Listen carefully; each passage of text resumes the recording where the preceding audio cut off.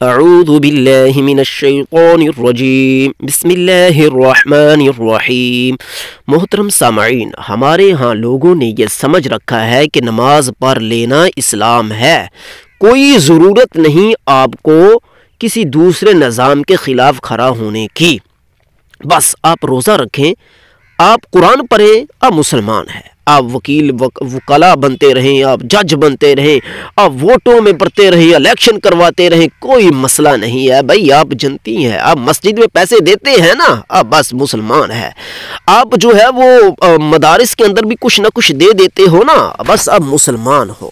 اللہ اکبر کبیرہ۔ آج ہم نے بات کرنی ہے سامعین کہ سابقہ امتوں نے بھی ایسے ہی کفر اور شرک کیا جس طرح کے اس امت نے کیا، اور انہوں نے ان سے بھی کروایا۔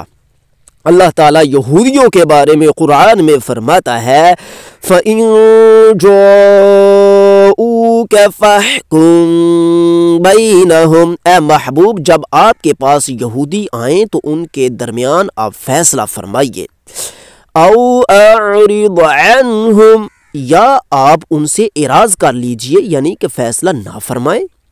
وَإِن تُعْرِضْ عَنْهُمْ، اگر آپ ان سے اعراض کریں، ان میں فیصلہ نہ کریں، فَلَن يَضُرُّوكَ شَيْئًا، تو پھر آپ کو کوئی چیز نقصان نہ دے سکے گی۔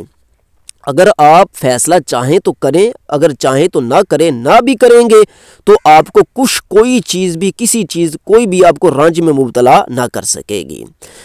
وَإِنْ حَكَمْتَ فَاحْكُم بَيْنَهُم بِالْقِسْطِ، اور اے محبوب اگر آپ فیصلہ کریں تو ان کے درمیان آپ انصاف سے فیصلہ کریں۔ ان اللہ یحب المقسطین، بے شک اللہ انصاف والوں کو پسند کرتا ہے۔ اب اس آیت کے اندر تو اب اگلا مسئلہ تو آیت کے اگلی آیت میں آ رہا ہے۔ میں نے اس کے اندر صرف اتنا یہ پڑھ کر تمہیدی طور پر آپ کو بتایا ہے کہ یہودی حضور سے فیصلہ کروانے آتے تو اللہ تعالیٰ نے اختیار دے رکھا تھا، کیونکہ یہودیوں کے اندر ایک کفر تھا۔ اختیار کیوں دیا؟ حالانکہ فیصلہ انصاف پر کرنا ہی لازم، واجب اور ضروری ہے، خواہ وہ نبی ہو یا کوئی اور ہو، لیکن یہاں پر حضور صلی اللہ علیہ وسلم کو فیصلہ انصاف پر کرنے کا بھی حکم دیا گیا، اور آپ چاہیں تو فیصلہ نہ بھی کریں، اس کا بھی اختیار دے دیا گیا۔ حالانکہ انصاف سے نہ چاہنے کا جو اختیار دیا جانا ہے، اس پر مسئلہ اٹھتا ہے۔ وہ کیا مسئلہ اٹھتا ہے؟ کیونکہ نبی کا تو کام ہی یہ ہوتا ہے کہ انہوں نے فیصلہ کرنا ہی کرنا ہوتا ہے، لیکن کیا وجہ تھی کہ اللہ نے آپ کو اسے اعراض بھی کرنے کا ساتھ ہی حکم عطا فرما دیا؟ اگلی آیت کے اندر اس کا جواب آ رہا ہے، فرمایا وَكَيْفَ يُحَكِّمُونَكَ وَعِندَهُمُ التَّوْرَاةُ فِيهَا حُكْمُ اللَّهِ، اور کیسے آپ فیصلہ کریں گے؟ اے محبوب آپ ان کا فیصلہ کیسے کریں گے؟ وَعِندَهُمُ التَّوْرَاةُ، ان کے پاس تورات تھی اور ان کے پاس تورات ہے، فِيهَا حُكْمُ اللَّهِ، اس کے اندر اللہ کا حکم ہے۔ یعنی کہ اے محبوب آپ سے جو فیصلہ یہ کروانے آ رہے ہیں تو آپ نے بھی تو وہی فیصلہ کرنا ہے جو اللہ کا ہے، تو اللہ نے تو وہی فیصلے پہلے سے تورات میں نازل کر دیے ہوئے ہیں۔ اللہ فرماتا ہے کہ جب وہ فیصلے تورات میں نازل تھے تو انہوں نے تورات سے وہ فیصلے حل نہ کرنے چاہے، یعنی کہ تورات کے حکم کو انہوں نے نہ لیا، تو اے محبوب وہ آپ کا حکم کیسے مانیں گے اب؟ یعنی کہ وہ آپ کو حاکم کیسے بنائیں گے؟ جنہوں نے تورات کو بدل دیا وہ آپ کو کیسے حاکم بنائیں گے؟ یعنی جن لوگوں نے اپنے نظام، اپنی معاشرت، اپنی معیشت، اپنی تجارت، اپنے تمام تہذیب و تمدن کو تورات سے ہٹ کر بنا لیا یہودیوں نے، وہ آپ کو حاکم کیسے بنائیں گے؟